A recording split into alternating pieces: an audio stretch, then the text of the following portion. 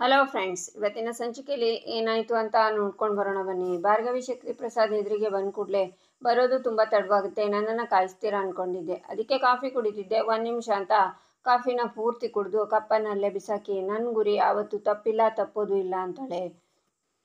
Shiva, lawyer Bhargavi ನೀವೇನಾ ಅಂತಾನೆ ಶಕ್ತಿ. ಪ್ರಸಾದ್, ಅಲ್ಲಲ್ಲ, rowdy sheeter Prasad Alia ಶಕ್ತಿ ಪ್ರಸಾದ್. ಈಗ ರೌಡಿ ಶೀಟರ್ ಹೋಗಿ MLA ಶಕ್ತಿ ಪ್ರಸಾದ್ ಅಂತ ಆಗಿದೆ.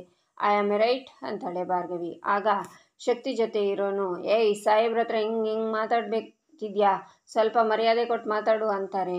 ಮರ್ಯಾದೆ ಕೊಟ್ಟರೆ ಕೊಡ್ತೀನಿ, ಕೊಟ್ಟು ತಗೊಳ್ಳೋದು ಅಷ್ಟೇ ನಮಗೆ ರೂಢಿ ಇರೋದು. ಇಷ್ಟು ದಿನ ನಿನ್ನನ್ನು MLA ಅಂತಲೇ ಅಂದ್ಕೊಂಡಿದ್ದೆ, ಆದರೆ ನೀನು ಕಚಡ ಕಿತ್ತೋಗಿರೋ ರೌಡಿ ಅಂತ ಪ್ರೂವ್ ಮಾಡಿಬಿಟ್ಟೆ ಅಂತಾಳೆ ಭಾರ್ಗವಿ. ಏಯ್ ಅಂತಾನೆ ಶಕ್ತಿ. ಏಯ್ ಅಂತಾಳೆ ಭಾರ್ಗವಿ. ಇಳಿಸೋ ಕೈನ. ಹಳೆ ವಿಲನ್ ಥರ ಆಡಿದರೆ ನಾನು ನನ್ನ ಭಾಷೆಯಲ್ಲಿ ಉತ್ತರ ಕೊಡ್ತೀನಿ. ಕೋರ್ಟ್ ಒಳಗಡೆ ನನ್ನ ಬಾಯಿ ಮಾತಾಡುತ್ತೆ, ಕೋರ್ಟ್ ಹೊರಗಡೆ ನನ್ನ ಕೈ ಮಾತಾಡುತ್ತೆ.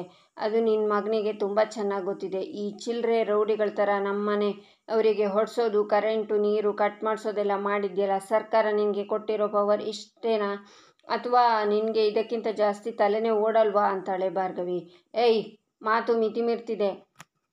ನಾನು MLA ಅಲ್ಲ, ಹಾಲಿ MLA ಹತ್ರ ಮಾತಾಡ್ತಿದ್ದೀನಿ ಅಂತ ಪರಿಜ್ಞಾನ ಇಟ್ಕೊಂಡು ಮಾತಾಡು. ಏನು ಅಂದ್ಕೊಂಡಿದ್ಯಾ ನೀನು ಅಂತಾನೆ ಶಕ್ತಿ. ನನ್ನನ್ನು ನಾನು ಲಾಯರ್ ಅಂದ್ಕೊಂಡಿದ್ದೀನಿ, ಆದರೆ ನೀನು ಮಾತ್ರ ನನ್ನ ಕಣ್ಣಿಗೆ ಚಿಲ್ಲರೆ ಕಾಸಿನ ಪುಡಿ ರೌಡಿ ಥರ ಕಾಣಿಸ್ತಿದ್ಯಾ. ಕರಾಟೆಯಲ್ಲಿ ಬ್ಲ್ಯಾಕ್ ಬೆಲ್ಟ್. ನಿಮ್ಮ ಹುಡುಗರು ನಮ್ಮನೆಗೆ ಹೋದಾಗ ನಾನೇನಾದರೂ ಇದ್ದಿದ್ದರೆ ಇಷ್ಟೊತ್ತಿಗೆ ನಿಮ್ಮ ಚಮಚ ಹಾಸ್ಪಿಟಲ್ಗೆ ಬಿಲ್ ಕೊಟ್ಟೋಕ್ಕೆ ಓಡಾಡಬೇಕಾಗಿತ್ತು. ತಾಕತ್ತಿದ್ರೆ ಭದ್ರ ನಿಂತ್ಕೊಂಡು ಫೇಸ್ ಮಾಡು. ಅದನ್ನು ಬಿಟ್ಟು ಹೇಡಿ ಥರ ಮನೆಯವರೆಗೂ ಹೋಗೋದಲ್ಲ. ಇಳಿಸ್ತೀನಿ ನಿನ್ನ ಕೊಬ್ಬನ್ನು, ಖಂಡಿತ ಇಳಿಸ್ತೀನಿ. ಮೋಸದಿಂದ ನೀನು ಏನೇನು ಪಡ್ಕೊಂಡಿದ್ಯೋ ಅದನ್ನೆಲ್ಲ ನಾನು ನೆಲಸಮ ಮಾಡ್ತೀನಿ.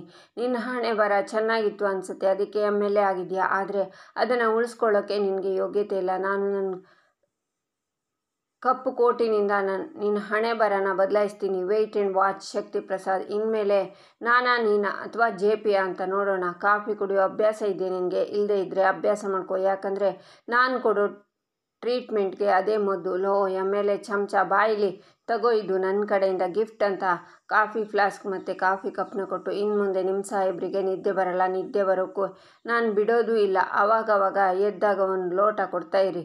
ಬರಲಾ, ಕೋರ್ಟಲ್ಲಿ ಸಿಗೋಣ ಅಂತ ಭಾರ್ಗವಿ ಅಲ್ಲಿಂದ ಹೋಗ್ತಾಳೆ. ಮೂರ್ತಿ, ಇವಳ ಮನೆಗೆ ಕರೆಂಟು ನೀರು ಎಲ್ಲ ವಾಪಸ್ ಕೊಡಿಸು. ಅವಳು ಕೆಣಕ್ತಾ ಇರೋದು ಶಕ್ತಿ ಪ್ರಸಾದ್ ಭೂಪತಿನ. ನನ್ನ ಮನೆಗೆ ಬಂದು ನನ್ನ ಮುಂದೆನೇ ನಿಂತು ನೀನು ತಾನು ಅಂತ ಮಾತಾಡೋದು ಸೊಕ್ಕಿದ್ಯಾ ಅವಳಿಗೆ? ನೋಡ್ಕೋತೀನಿ ಕಣೆ ನಿನ್ನ ಅಂತಾನೆ ಶಕ್ತಿ. ಈಚೆ ಬೃಂದಾ ಚರಣ್ ಹತ್ರ, ಹಲೋ ಮಿಸ್ಟರ್ ಹಸ್ಬೆಂಡ್, ಇನ್ನೇನು ಎಲ್ಲರೂ ನನ್ನ ಸೊಸೆ ಅಂತ ಒಪ್ಕೊಂಡಿದ್ದಾಯಿತು. ಯಾರನ್ನೂ ಜೊತೆ ಕಾಲು ಕೆದ್ರಕೊಂಡು ಜಗಳಕ್ಕೆ ಬರ್ತಾ ಇದ್ರೋ ಈಗ ಅವರೆಲ್ಲ ಆರತಿ ಎತ್ತಿ ಒಳಗೆ ಕರ್ಕೋತಾರೆ. ಈಗಲಾದರೂ ಗೊತ್ತಾಯ್ತಾ ನನ್ನ ಕೈನಲ್ಲಿ ಏನು ಮಾಡೋಕ್ಕಾಗತ್ತೆ ಅಂತ?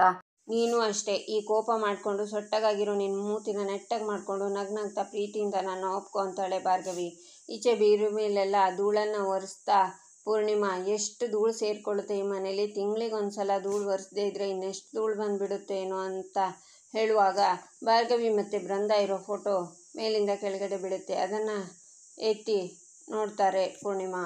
ಈಚೆ ಚರಣ್, ಮನೆಯವರೆಲ್ಲ ನಿನ್ನ ಒಪ್ಕೋಬಹುದು, ನಿನಗೆ ಬೇಕಾಗಿದ್ದ ದುಡ್ಡು ಕಾಸು ಎಲ್ಲ ಸಿಗ್ಬೋದು, ಆದರೆ ನಾನು ಮಾತ್ರ ನಿನ್ನನ್ನು ಈ ಜನ್ಮದಲ್ಲಿ ನನ್ನ ಹೆಂಡತಿ ಅಂತ ಒಪ್ಕೊಳ್ಳೋದಿಲ್ಲ ಅಂತಾನೆ ಚರಣ್ ಅಂತ ಕೂಗ್ತಾಳೆ ಬೃಂದಾ.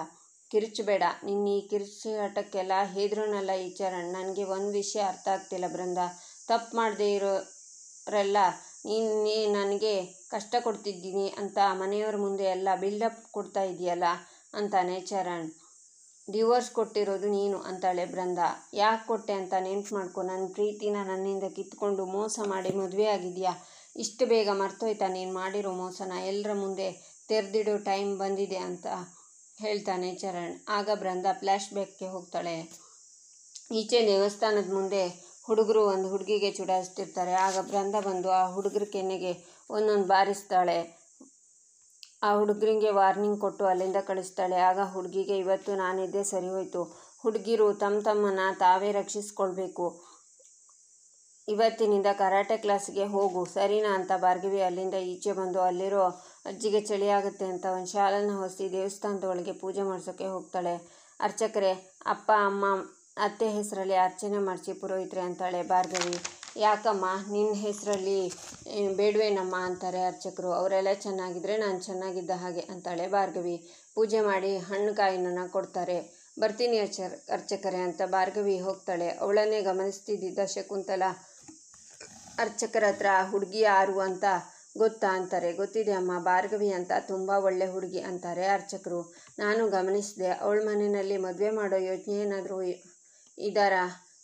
ಅವಳನ್ನು ನನ್ನ ದೊಡ್ಡ ಮೊಮ್ಮಗ ಚರಣ್ಗೆ ತಂದ್ಕೊಳ್ಳೋಣ ಅಂತ ಯೋಚನೆ ಮಾಡ್ತಿದ್ದೀನಿ ಅಂತಾರೆ ಶಕುಂತಲ. ಆದರೆ ಅವ್ರ ಎರಡನೇ ಮಗಳು, ದೊಡ್ಡ ಮಗಳು ಇರಬೇಕಾದ್ರೆ ಚಿಕ್ಕ ಮಗಳಿಗೆ ಹೇಗೆ ಮದುವೆ ಮಾಡ್ತಾರೆ ಅಂತಾರೆ ಅರ್ಚಕರು.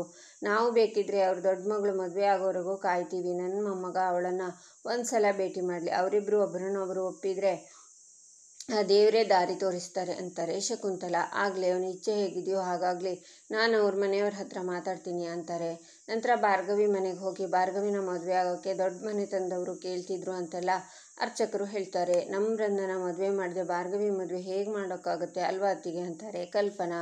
ನಿಮ್ಮ ದೊಡ್ಡ ಮಗಳು ಮದುವೆ ಆಗೋವರೆಗೂ ಅವ್ರು ಕಾಯೋಕ್ಕೆ ರೆಡಿ ಇದ್ದಾರಮ್ಮ. ತಗೊಳ್ಳಿ, ಫೋನ್ ನಂಬರ್ ಕೊಟ್ಟಿದ್ದಾರೆ. ಮೊದಲು ಹುಡುಗಿ ಮಾತಾಡಿಕೊಂಡು ಅರ್ಥ ಮಾಡ್ಕೊಳ್ಳಿ, ಆಮೇಲೆ ಶಾಸ್ತ್ರೋಕ್ತವಾಗಿ ಮಾತಾಡೋಣ ಅಂತ ಹೇಳಿದರು ಅಂತಾರೆ ಅರ್ಚಕರು. ತುಂಬ ಒಳ್ಳೆ ಜನ, ಶ್ರೀಮಂತರು ಅಂತ ಹೇಳ್ತಿದ್ದೀರಾ. ನಮಗೆ ಈ ಸಂಬಂಧ ಬಿಡೋಕೆ ಇಷ್ಟ ಇಲ್ಲ. ನಮ್ಮನೆಯವ್ರು ಬರಲಿ, ನಾನು ತಿಳಿಸ್ತೀನಿ ಅಂತಾರೆ ಪೂರ್ಣಿಮಾ. ಸರಿ, ನಾನೇನು ಬರ್ತೀನಿ ಅಂತಾರೆ ಅರ್ಚಕರು. ನಮ್ಮ ಬೃಂದಾಗೂ ಒಂದು ಒಳ್ಳೆ ಸಂಬಂಧ ನೋಡಿ ಪುರೋಹಿತ್ರೆ ಅಂತಾರೆ ಪೂರ್ಣಿಮಾ. ಅಂದಾಗೆ ಜಾತಕದಲ್ಲಿ ಕುಜದೋಷ ಇದೆ ಅಂತ ಬರ್ತಾ ಇದೆ. ಕುಜದೋಷ ಇದ್ದರೆ ಸ್ವಲ್ಪ ವಿಳಂಬ ಆಗುತ್ತೆ ಮದುವೆ, ನೋಡೋಣ ಅಂತ ಅರ್ಚಕರು ಅಲ್ಲಿಂದ ಹೋಗ್ತಾರೆ. ಬೃಂದ ಸಿಟ್ಟಿಂದ ಕುದಿತಿರ್ತಾಳೆ. ಅಮ್ಮ, ನನ್ನ ಮದುವೆಗೆ ಏನಮ್ಮ ಅರ್ಜೆಂಟು? ನಾನು ದೊಡ್ಡ ಲಾಯರಾಗಿ ಕೆಲಸ ಮಾಡಬೇಕು, ನಿಮ್ಮನ್ನೆಲ್ಲ ಚೆನ್ನಾಗಿ ನೋಡ್ಕೋಬೇಕು, ಅಕ್ಕನ ಮದುವೆ ಮಾಡಿಸ್ಬೇಕು, ಅದಾದಮೇಲೆ ನಾನು ನನ್ನ ಮದುವೆ ಬಗ್ಗೆ ಯೋಚನೆ ಮಾಡೋದು ಅಂತಾಳೆ ಭಾರ್ಗವಿ. ಒಂದು ಸರಿ ಮಾತಾಡು ಕುಸೆ, ನಿನಗೆ ಇಷ್ಟ ಆಗಿಲ್ಲ ಅಂದರೆ ಬೇಡ ಅನ್ಬೋದು ಅಂತಾರೆ ಕಲ್ಪನಾ. ಹೌದಮ್ಮ, ಒಂದು ಸಲ ಮಾತಾಡು, ತಗೊಳ್ಳೆ ಅಂತ ಫೋನ್ ನಂಬರನ್ನು ಭಾರ್ಗವಿ ಕೈಗೆ ಕೊಟ್ಟು ಪೂರ್ಣಿಮಾ ಹೋಗ್ತಾರೆ. ಆಗ ಬೃಂದ ಈ ಕೊಂಪೆಯಿಂದ ನಾನು ಹೊರಗಡೆ ಹೋಗೋ ಟೈಮ್ ಬಂದಿದೆ ಅಂತ ಯೋಚನೆ ಮಾಡ್ತಾಳೆ. ಈಚೆ ಚರಣ್ ಭಾರ್ಗವಿ ಹತ್ರ ಫೋನಲ್ಲಿ, ನೀವು ನನಗೆ ತುಂಬ ಇಷ್ಟ ಆದ್ರಿ ಭಾರ್ಗವಿ, ಮಾತಾಡ್ತಾ ನನಗೆ ದಿನ ಕಳೆದಿದ್ದೆ ಗೊತ್ತಾಗಲಿಲ್ಲ. ಆದರೆ ನೀವಿನ್ನೂ ನನಗೆ ಗ್ರೀನ್ ಸಿಗ್ನಲ್ ಕೊಟ್ಟಿಲ್ಲ ಅಂತಾನೆ. ಹೌದಾ? ಏನು ಗೊತ್ತಾ, ನನಗೆ ಈ ಪ್ರೀತಿ ಪ್ರೇಮ ಎಲ್ಲ ಆಗಬರಲ್ಲ. ನನ್ನ ದೊಡ್ಡ ಕನಸು ಲಾಯರ್ ಆಗೋದು, ಆಮೇಲೆ ಮಿಕ್ಕಿದ್ದಲ್ಲ ಅಂತಾಳೆ ಭಾರ್ಗವಿ. ಲೈಫಲ್ಲಿ ಮದುವೆ ಅಂತ ಆಗೇ ಆಗ್ತಿರಲ್ವಾ, ಆಗ್ಲಾದರೂ ಈ ಬಡಪಾಯಿ ಹುಡುಗಂಗೆ ಒಂದು ಚಾನ್ಸ್ ಕೊಡ್ತೀರಾ ಅಂತಾನೆ ಚರಣ್. ಅಷ್ಟೆಲ್ಲ ದೂರ ಹೋಗಬೇಡಿ, ಆ ಚಾನ್ಸ್ ನಿಮಗೆ ಕೊಡ್ತೀನಿ ಅಂತಾಳೆ ಭಾರ್ಗವಿ.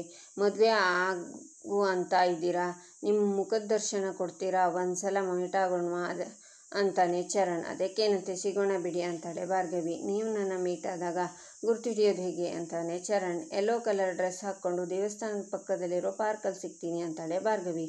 ಆಗಲೂ ಗುರ್ತು ಸಿಗಲಿಲ್ಲ ಅಂದರೆ ಅಂತಾನೆ ಚರಣ್. ಆಗ ನಿಮ್ಮ ಹಣೆ ಬರ, ನನ್ನ ಹೆಸರು ನಿಮ್ಮ ಹಣೆಯಲ್ಲಿ ಬರೀಲಿಲ್ಲ ಅಂತ ತಿಳ್ಕೊಳ್ಳೋಣ ಅಂತಾಳೆ ಭಾರ್ಗವಿ. ಹಾಗೆಲ್ಲ ಮಾತಾಡಬೇಡಿ ಭಾರ್ಗವಿ ಅಂತಾನೆ ಚರಣ್. ಸರಿ ಬಾಯ್ ಅಂತ ಭಾರ್ಗವಿ ಕಾಲ್ ಕಟ್ ಮಾಡ್ತಾಳೆ. ಇದನ್ನೆಲ್ಲ ಬೃಂದ ಕೇಳಿಸ್ಕೊತಾ ನಿಂತಿರ್ತಾಳೆ. ನಂತರ ಪಾರ್ಕಲ್ಲಿ ಭಾರ್ಗವಿ ಚರಣ್ಗೆ ಕಾಯ್ತಿರ್ತಾಳೆ. ಚರಣ್ ಕೂಡ ಅಲ್ಲಿಗೆ ಬರ್ತಾನೆ.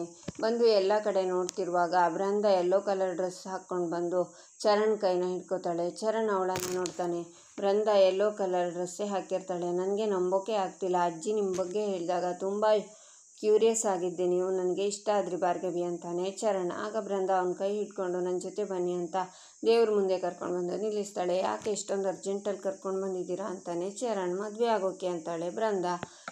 ಆದರೆ ಭಾರ್ಗವಿ ಈಚೆ ಚರಣ್ಗೆ ಕಾಯ್ತಿರ್ತಾಳೆ. ಇಲ್ಲಿಗೆ ಈ ಸಂಚಿಕೆ ಮುಕ್ತಾಯವಾಗುತ್ತೆ. ಮುಂದಿನ ಸಂಚಿಕೆಗಾಗಿ ನಮ್ಮ ಚಾನಲನ್ನು ನೋಡಿ ಸಬ್ಸ್ಕ್ರೈಬ್ ಮಾಡಿ, ಲೈಕ್ ಮಾಡಿ, ಶೇರ್ ಮಾಡೋದನ್ನು ಮರಿಬೇಡಿ.